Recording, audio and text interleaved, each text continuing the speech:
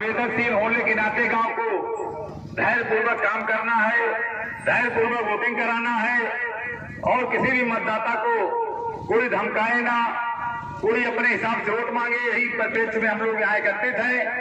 हम लोगों के बीच हसनपुर राजा के कोर्ट में पंचायत चुनाव के मद्देनजर जिलाधिकारी रवीश गुप्ता, पुलिस अधीक्षक विपिन कुमार मिश्रा ने ग्रामीण चौपाल लगाई बंधुआ कला थाना क्षेत्र के ग्राम सभा हसनपुर राजा के कोर्ट में।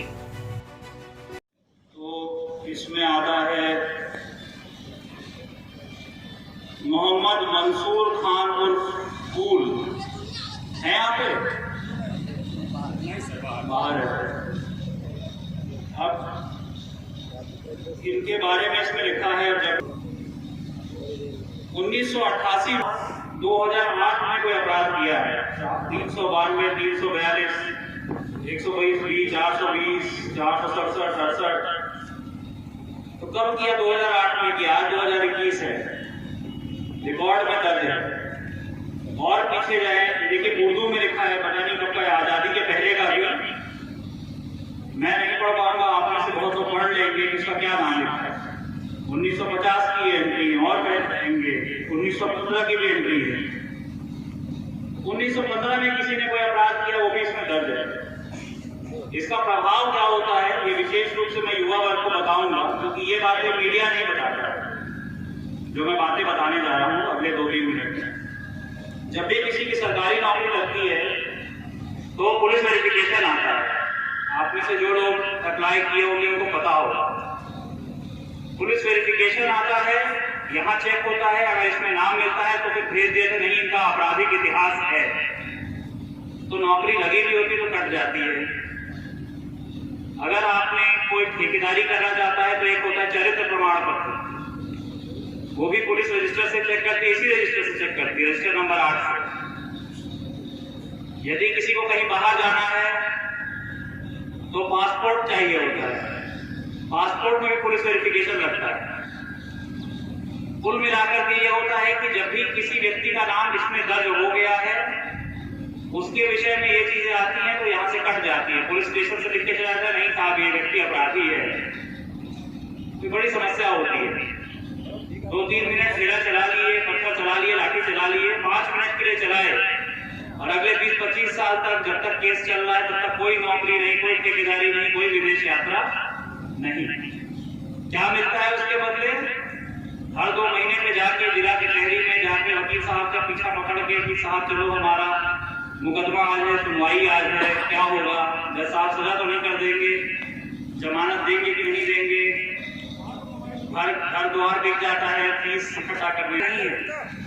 सब वही लोग हैं कि कभी जोश में आके झगड़ा कर लिए, हाथापाई कर लिए, चुनाव में किसी कौन प्रधान बनेगा या कौन प्रधान नहीं बनेगा, कौन प्रमुख बनेंगे नहीं बनेंगे, ये उनके परिवार के लिए तो चलिए एक प्रश्न है कि हाँ उससे उनकी आगे की जीविकोपार्जन और काम चलना है। और किसी और के घर में कोई प्रधान बने या ना बने या प्रमुख बने ना बने उसके लिए अपना नाम इसमें दर्ज करा देना बेवकूफी का सौदा है कि नहीं है, किसी और को बनाने के लिए।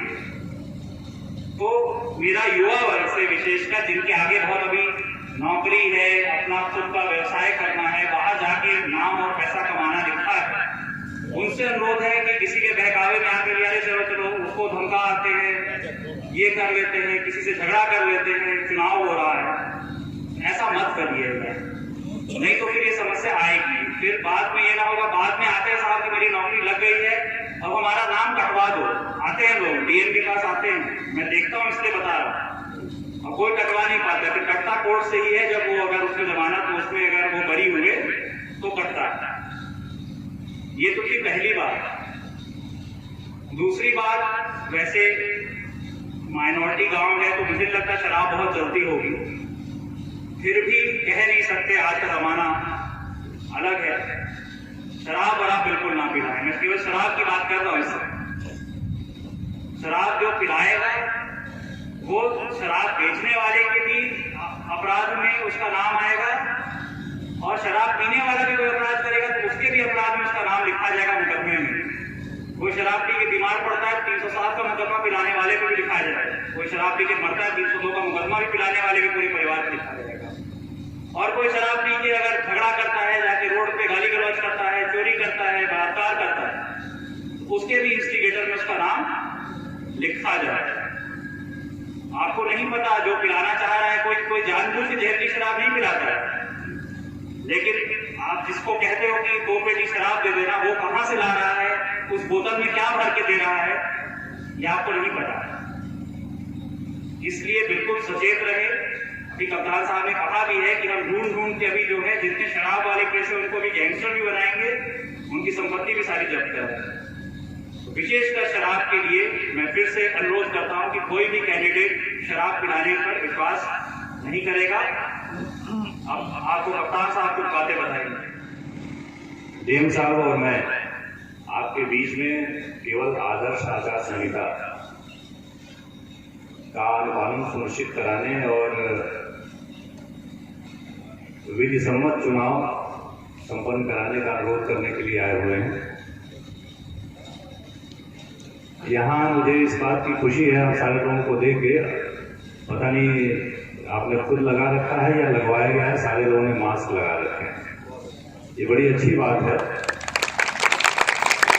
कम से कम मुझे पहले ये ऐसी जनसभा दिख रही है कि स्वास्थ्य के प्रति, कोविड के प्रति जो है आप संवेदनशील हैं। ये बार बार जो प्रचार के माध्यम से और विभिन्न चैनल्स के माध्यम से आपसे अनुरोध किया जा रहा है कि अपने चेहरे पे मास्क लगाएं, 2 गज की दूरी रखें, यह एहतियात जब तक कोविड संक्रमण जारी है लगातार हमें रखना। आप ये मत समझिए कि वो आपको बख्श देगा। जब कभी जद में आएंगे तो इसके परिणाम बड़े ही लंबे समय तक रहते हैं शरीर पर, और जो भुगतता है वही जानता है। आज सारे लोग चुनाव प्रचार के लिए निकल रहे हैं, प्रत्याशियों के साथ निकल रहे हैं, तो आपसे अनुरोध है कि जब कभी भी आप मतदाताओं के बीच में हैं, अपनी बात 2 गज दूर रह के करिए, मुंह पे मास्क लगाए रहिए, और मतदाताओं से भी अनुरोध करिए कि वो भी तब तक अपना अंगोछा या मास्क जैसा भी हो उनको धारण करके रखें। कोविड प्रोटोकॉल का पालन नहीं करेंगे तो न केवल आप असुरक्षित रहेंगे, आपका मतदाता भी असुरक्षित रहेगा। फिर हो सकता है कि अगर वो बीमार पड़ा तो चुनाव के दिन वोट डालने की स्थिति में ही न रहे।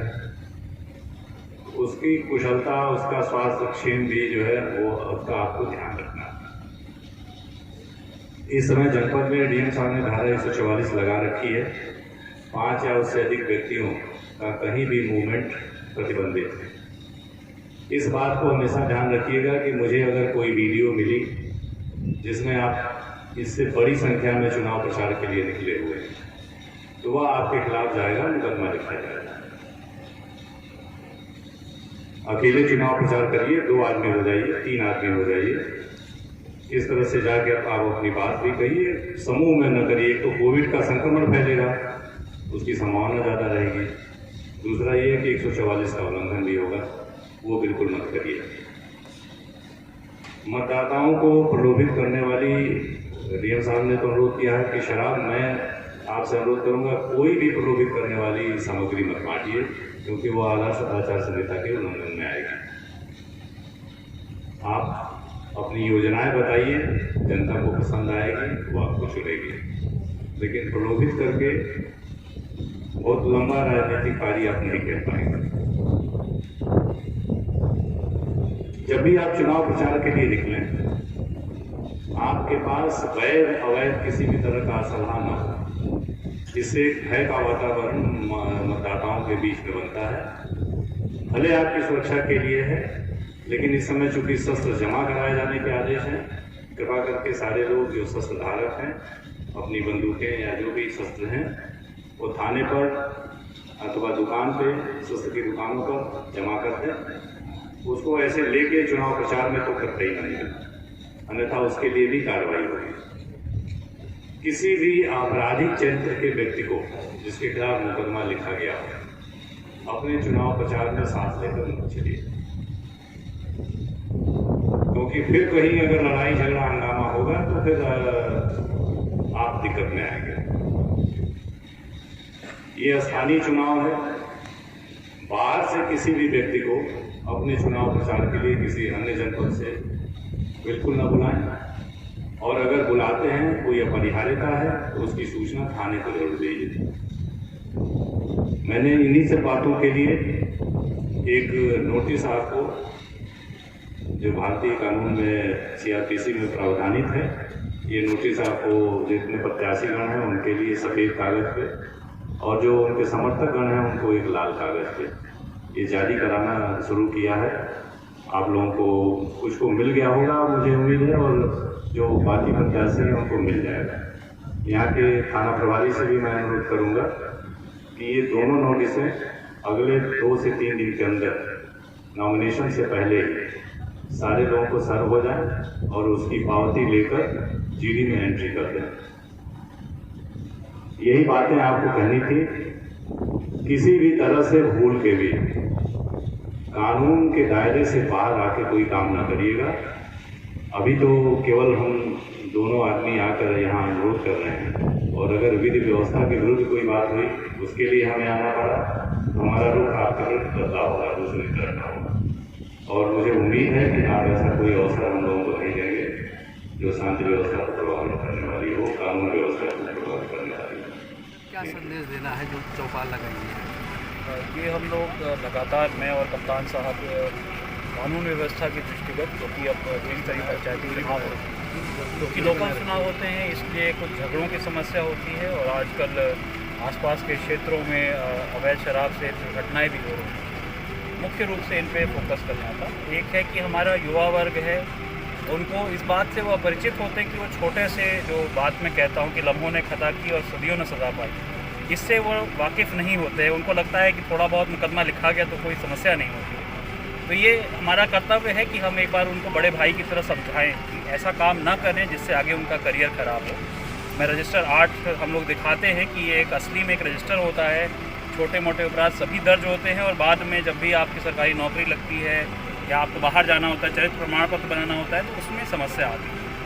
लोग इससे थोड़ा सचेत हो जाते हैं, उनको पता चल जाता है कि किसी और के उम्मीदवारी को समर्थन करने में अपना जीवन खराब ना किया जाए। दूसरा, शराब के विषय में हमने और कप्तान साहब ने इसमें तय किया है कि यदि कोई शराब पिलाएगा तो शराब बेचने वाले के अपराध में वो भागी माना जाएगा, और शराब पीने के बाद यदि कोई गुनाह करता है तो उसमें भी उसको भागी माना जाएगा। उसमें अबेटमेंट का मुकदमा लिखा जाएगा, उसमें तस्करी का मुकदमा लिखा जाएगा। और ये भी बात बताई गई है कि यदि इसमें कोई दुर्घटना होती है 307, 302 भी लिखने से हम लोग वो नहीं रहेंगे, और पूरी की पूरी चुनाव टीम पे लिखा जाएगा। साथ ही अभी जैसा आपने देखा, कप्तान साहब ने बताया भी था, जो भी कोई अवैध शराब की सूचना गोपनीय रूप से हमें दे, उससे प्रभावी कार्रवाई की। ऐसा कि असली मुकदमे का निर्धारण जो है वो न्यायालय करेगी। हमारा काम है कि जो भी सूचना मिले उसको तत्काल तफ्तीश करके उसे दर्ज किया जाए। अगर बिल्कुल ही फर्जी सूचना है तो पुलिस भी अपने स्तर से उसमें एक्सपंज कर देती है। जरूरी नहीं कि हर मुकदमे में चार्जशीट की लगे, बट वो विवेचना का विषय है। HCO subscribe now, share and like please.